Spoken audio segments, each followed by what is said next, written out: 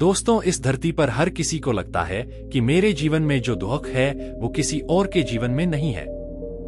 आज की कहानी आपको बताएगी कि आप इस दुनिया के सबसे सुखी व्यक्ति हैं। क्या किसी ने सही कहा है? जिसके जीवन में संतुष्टि नहीं होती वो जीवन में कभी सुखी नहीं रह सकता। वो बेचैन रहता है, उसे कितना भी दे दो उसका मन कभी खुश नहीं रह सकता। नमस्कार दोस्तों, इंस्पायर्ड थिंक यूट्यूब चैनल में आपका स्वागत है। दोस्तों, आज का वीडियो बहुत ही महत्वपूर्ण और ज्ञानवर्धक होने वाला है। कृपया वीडियो के अंत तक बने रहें। तो चलिए बिना देर किए कहानी शुरू करते हैं। दोस्तों, एक बार की बात है, एक गांव में एक लड़की रहती थी। वो लड़की सुंदर नहीं थी और उसका कोई भी नहीं था। वो अकेली रहती थी। वो खुद मेहनत करती थी और अपने लिए दिन में 2 वक्त का खाना जुटाती थी। हालांकि उसे दिन में 2 वक्त का खाना मिल जाता था, लेकिन फिर भी वो खुद से खुश नहीं थी। उसे दुनिया का हर इंसान खुश दिखता था, हर कोई समृद्ध दिखता था। दूसरों का जीवन देखकर वो खुद को कोसती थी, खुद से तरह तरह की बातें करती थी। वह कहती थी, हे भगवान, आपने सबको खुश किया है, सबको खुशी दी है, सबको सुंदर बनाया है, तो मुझे क्यों नहीं? आखिर मैंने क्या किया? आखिर मेरी क्या गलती थी? मुझे पता है आप मुझसे कोई बदला ले रहे हैं। इसी तरह एक दिन खुद से नाराज और निराश होकर वह एक पेड़ के नीचे बैठकर रो रही थी। तभी एक बौद्ध भिक्षु वहां से गुजर रहा था। उसने उस लड़की को रोते हुए देखा तो उसके पास गया और उस लड़की से बोला, बेटी, क्या बात है, तुम क्यों रो रही हो? जानती हो? इसका जवाब देते हुए लड़की उस बौद्ध भिक्षु से कहती है, हे गुरु, कोई भी मुझसे प्यार नहीं करता, कोई भी मुझे पसंद नहीं करता, क्योंकि मैं काली हूं, मैं सुंदर नहीं हूं और लोग मेरे रंग के लिए मेरा मजाक उड़ाते हैं। मेरा कोई नहीं है, मेरे पास पैसे भी नहीं है। जानो, इस दुनिया में हर कोई खुश है, सबके पास सब कुछ है, हर कोई अपनी जिंदगी खुशी से जी रहा है। सबके पास सब कुछ है, तो मेरे पास कुछ क्यों नहीं है? मैंने क्या किया? इसमें मेरी क्या गलती है? क्या मुझे खुश रहने का अधिकार नहीं है? क्या मुझे अपना जीवन खुशी से जीने का अधिकार नहीं है? बौद्ध भिक्षु ने लड़की की कही सारी बातें ध्यान से सुनी और फिर उसने लड़की से कहा, बेटी, अगर तुम मुझे किसी ऐसे व्यक्ति से मिलवाओ जो अपने जीवन में खुश है, तो मैं तुम्हें कुछ ऐसा दूंगा जिससे तुम सुंदर और खुश दोनों हो जाओगी। बौद्ध भिक्षु की यह बात सुनकर लड़की बहुत खुश हुई और तुरंत बौद्ध भिक्षु से बोली, क्या ऐसा सच में हो सकता है? इस पर बौद्ध भिक्षु ने लड़की से कहा, हाँ, ऐसा जरूर हो सकता है। तब लड़की ने बौद्ध भिक्षु से कहा, हे गुरुवर, मुझे जानो।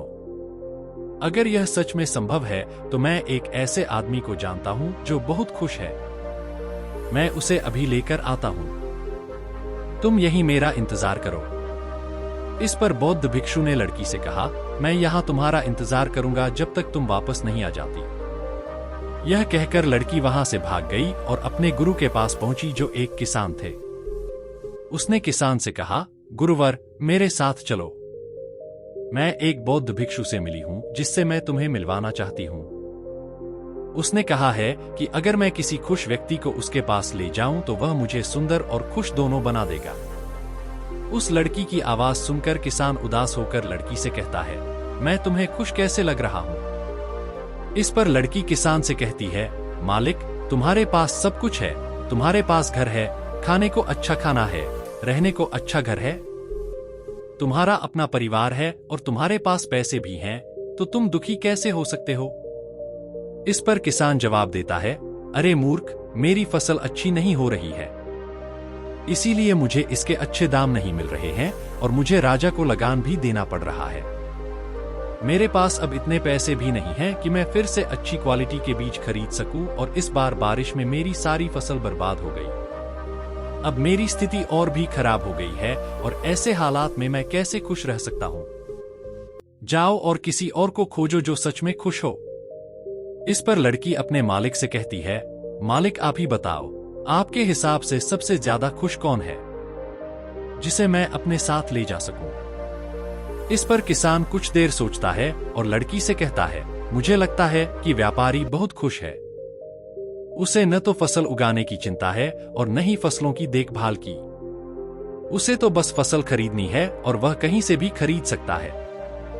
और तो और वे दूसरी चीजों का भी व्यापार करते हैं जिनका मौसम से कोई लेना देना नहीं है और वे हमसे कहीं ज्यादा पैसे भी कमाते हैं। लोग उनका सम्मान भी करते हैं। मुझे लगता है कि वह सबसे ज्यादा खुश है। तुम उसके पास जाओ। लड़की अपने गुरु की बात सुनकर वहां से भागी और एक व्यापारी के पास पहुंची और व्यापारी से बोली, गुरुजी, मेरे साथ आइए। मुझे एक साधु मिला है जिससे मैं आपका परिचय करवाना चाहती हूँ, नोइस। उसने कहा है कि एक खुशमिजाज इंसान को लेकर आइए जो वाकई खुश हो और उसके बाद वह मुझे कुछ ऐसा देगा जिससे मैं खूबसूरत भी हो जाऊंगी और खुश भी। लड़की की बात सुनकर व्यापारी उससे उदास शब्दों में कहता है, अरे, हमारे जीवन में खुशी कहाँ है नोइस? हम चारों तरफ से दुखों से घिरे हुए नहीं हैं। हमें चोरों और लुटेरों से भी निपटना है। व्यापार में बहुत घाटा हो रहा है और राजा भी हमसे अतिरिक्त कर्ज वसूल रहा है, जिससे काम चलाने में बहुत दिक्कत हो रही है। पैसों की कमी है। हमें सुरक्षा भी नहीं मिल रही है। हमारे जीवन पर हमेशा कोई न कोई खतरा मंडराता रहता है। मुझे लगता है कि इस दुनिया में मुझसे ज्यादा दुखी कोई नहीं है। इस पर लड़की व्यापारी से कहती है, लेकिन मालिक, आपके पास इतना धन है, आपके पास इतनी संपत्ति है, आपके पास इतना खाना है, मैं जानती हूँ। आपके पास रहने के लिए इतना बड़ा घर है और खाने पीने की हर तरह की सुविधा है। इसके बाद भी आप दुखी हैं। यह बड़ी अजीब बात है। मुझे लगा था कि आप बहुत खुश होंगे। वैसे कोई बात नहीं, कृपया मुझे कोई ऐसा व्यक्ति बताएं जो आपके हिसाब से बहुत खुश हो, जिसे मैं उन बौद्ध भिक्षुओं के पास ले जा सकूं। इस पर व्यापारी कुछ देर सोचता है और लड़की से कहता है, मुझे लगता है कि राज्य के अधिकारी बहुत खुश हैं। उनका सीधा संबंध राजा से होता है, उनके पास अधिकार होता है और वे अमीर भी होते हैं। उन्हें चोर, लुटेरे और डाकुओं का डर नहीं होता। और वही लोग हमसे पैसे भी वसूलते हैं और हमें उनके सामने आदर में झुकना पड़ता है और सभी उनका बहुत आदर करते हैं। मुझे नहीं लगता कि उसके जीवन में कोई दुख होगा और मुझे लगता है कि वह सबसे सुखी है। काश मैं भी राजा की अधिकारी होती, तब मैं भी अपना जीवन आराम से जी रही होती। इस पर लड़की व्यापारी से कहती है, सर, क्या आप किसी अधिकारी को जानते हैं? क्या आप मुझे उससे मिलवा सकते हैं? मैं उसे अपने साथ ले जाऊंगी। अगर वह सबसे सुखी हुआ तो इसके बाद वह बौद्ध भिक्षु मुझे कुछ ऐसा देगा जिससे मैं सुंदर और सुखी हो जाऊंगी। मुझे बताओ कि क्या तुम मुझे किसी अधिकारी से मिलवा सकते हो? मैं तुम्हारा बहुत आभारी रहूंगी। व्यापारी को उस लड़की पर दया आ गई। उसने लड़की को एक अधिकारी से मिलवाया जिसे व्यापारी जानता है। अधिकारी से मिलने के बाद लड़की ने अधिकारी से कहा, सर, आप मेरे साथ आइए। मैं एक भिक्षु से मिली हूं जिससे मैं आपको मिलवाना चाहती हूं। उसने मुझसे कहा है कि अगर मैं उसे किसी सुखी व्यक्ति से मिलवाऊं तो वह मुझे कुछ ऐसा देगा जिससे मैं सुंदर और सुखी दोनों हो जाऊंगी। इस पर अधिकारी लड़की से कहता है, तुमसे किसने कहा कि मैं सुखी हूं? इस दुनिया में मुझसे ज्यादा दुखी कोई दूसरा इंसान नहीं है। तुम्हें नहीं पता पर हमारे ऊपर कितना दबाव है, हमारे ऊपर कितनी जिम्मेदारियां हैं। पता है, हमें हर आदेश को पूरा करना होता है और वो आदेश भी इतनी आसानी से पूरे नहीं होते। उनके लिए हमें कितनी मुश्किलों, कितनी परेशानियों का सामना करना पड़ता है। राजा कोई भी आदेश पारित करता है और हमें उसका क्रियान्वयन करना होता है। जनता का गुस्सा और तरह तरह की मुश्किलें, सबका खामियाजा हमें भुगतना पड़ता है। और तुम सोचते हो कि मैं खुश हूं, ऐसा नहीं है। अगर वो भिक्षु तुम्हें खुश करता है तो मुझे भी उससे मिलवा दो। मैं भी खुश रहना चाहती हूं। मैं भी अपना जीवन खुशी से जीना चाहती हूं। जानते हो मुझे अफसर बनकर क्या मिला? रोज रोज का तनाव। इस पर लड़की हैरानी से अफसर से कहती है, पता है गुरुजी, मुझे लगा कि आप सबसे ज्यादा खुश हैं, पर आप भी खुश नहीं लग रहे। पर क्या आपको लगता है कि इस दुनिया में कोई ऐसा इंसान भी है जो सबसे ज्यादा खुश होगा? क्या तुम मुझे बता सकते हो? उस लड़की की सारी बातें सुनकर मैं आपकी बहुत आभारी रहूंगी।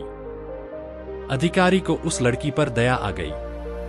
अधिकारी ने लड़की से कहा, देखो मुझे ऐसा लगता है कि इस पूरे राज्य में सिर्फ एक ही व्यक्ति सुखी है और वह है इस राज्य का राजा। मुझे तो सिर्फ वही सुखी लगता है, उसे किसी की बात नहीं सुननी पड़ती। पता है, वही नियम बनाता है, आदेश देता है, सुरक्षा से घिरा रहता है और सब उसके आगे सिर झुकाते हैं। उसके पास पैसों की कोई कमी नहीं है और उसने संपत्ति की पूरी धरती जीत ली है। वह सबका मालिक है और सबसे ऊंचा वही है जो अकेला सुखी व्यक्ति है। काश मैं भी किसी राजा के घर में पैदा होती तो आज मैं भी बहुत सुखी होती। उस अधिकारी की ये सारी बातें सुनकर वह लड़की उस अधिकारी से कहती है, सर मेरी आपसे एक विनती है, क्या आप मुझे एक बार राजा से मिलवा सकते हैं? कृपया ऐसा करें, मैं आपकी बहुत आभारी रहूंगी। मैं सिर्फ एक बार राजा से मिलना चाहती हूं। मैं उनसे कुछ पूछना चाहती हूं। लड़की का चेहरा देखकर अधिकारी को उस लड़की पर दया आ गई। उसने कहा, ठीक है, मैं अभी राज दरबार जा रहा हूं। एक काम करो, तुम भी मेरे साथ चलो और जो भी पूछना हो वहां राजा से पूछ लेना। यह कहकर वह अधिकारी उस लड़की को राज दरबार में ले गया। राज दरबार में पहुंचकर अधिकारी के अनुरोध पर राजा उस लड़की की बात सुनने के लिए तैयार हो गया और उस लड़की को राज दरबार में बुलाया गया।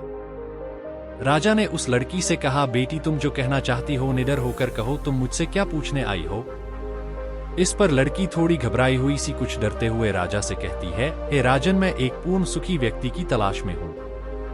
मेरी मुलाकात एक साधु से हुई और उसने मुझसे कहा कि अगर तुम मुझे ऐसे सुखी व्यक्ति से मिलवा दोगे तो मैं तुम्हें कुछ ऐसा दूंगा जिससे तुम सुंदर भी हो जाओगी और सुखी भी। बहुत से लोगों से मिलने के बाद मुझे पता चला कि इस दुनिया में तुम ही एकमात्र सुखी व्यक्ति हो। तो क्या तुम मेरे साथ उस साधु से मिलने चलोगी? तुम्हारा बहुत बड़ा उपकार होगा।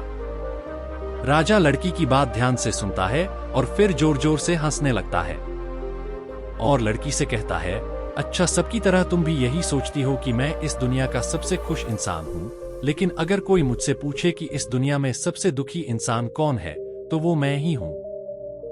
मुझे नहीं लगता कि मैं सबसे दुखी हूँ। वे मेरे पास ही रहते हैं, मैं उनके बिना कहीं अकेली नहीं जा सकती। जरा सी आहट से भी मेरी नींद खुल जाती है। मैं हमेशा डरी रहती हूँ क्योंकि मेरे घर में मेरे दुश्मन रहते हैं। मुझे यह भी नहीं पता कि कौन कब और कहां से मुझ पर हमला कर दे। कोई नहीं कह सकता। यहां बैठे सभी लोग मेरे दुश्मन हैं, वे सभी मेरे दुश्मन हैं। यहां बैठा हर व्यक्ति मेरे राज दरबार से है, लेकिन मुझे सभी पर शक करना पड़ता है। मुझे हर सांस भारी लगती है। इतने बड़े राज्य की जिम्मेदारी उठाना इतना आसान नहीं है, जानते हो? तुम सोच रहे होगे कि राजा के पास सारे ऐशो आराम, पैसा, संपत्ति, जमीन जायदाद है, उसके पास किसी चीज की कोई कमी नहीं है और इस हिसाब से उसे खुश रहना चाहिए, लेकिन मैं तुम्हें बता दूं कि ये सब खुशी नहीं देते। इस पर लड़की राजा से कहती है, हे राजा, मुझे माफ कर दो, लेकिन अगर खुशी से धन, जमीन जायदाद, ऐशो आराम नहीं मिलता तो क्या होगा?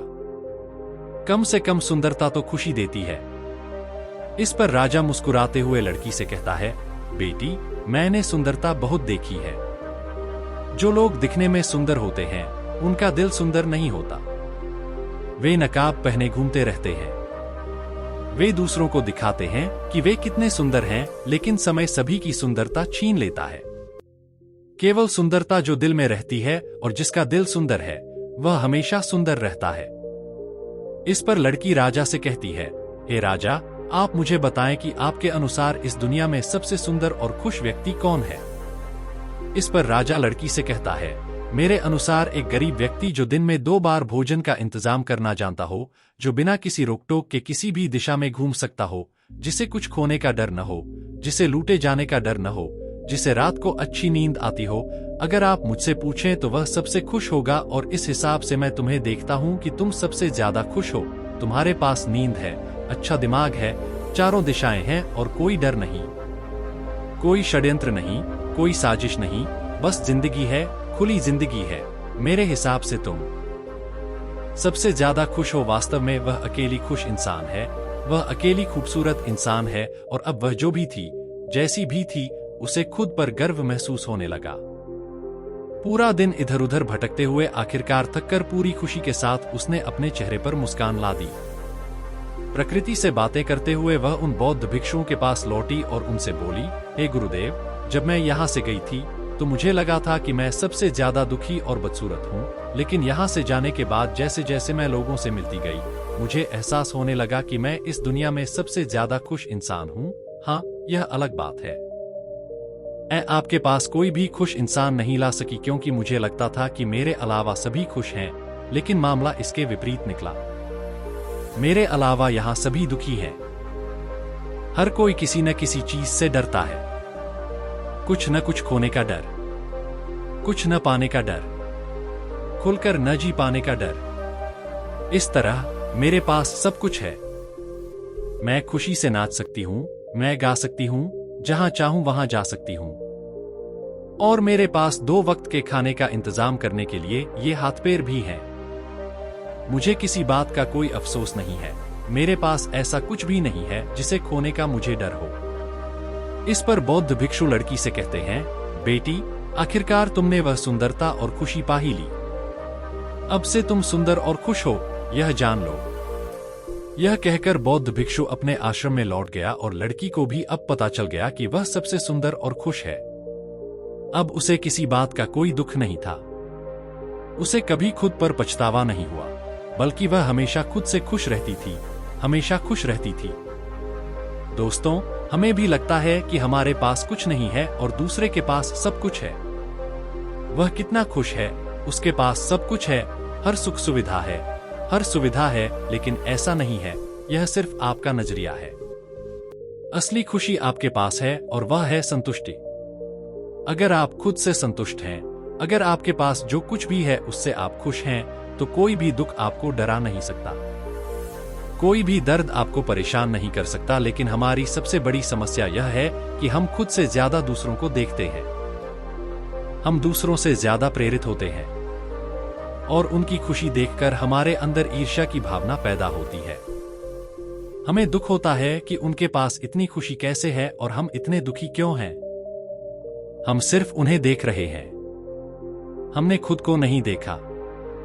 हमारे पास क्या है, हम कभी उस पर ध्यान नहीं देते हैं, बल्कि हम हमेशा इस बात पर ध्यान देते हैं कि हमारे पास क्या नहीं है, और यह नजरिया आपको दर्द और पीड़ा की ओर ले जाता है।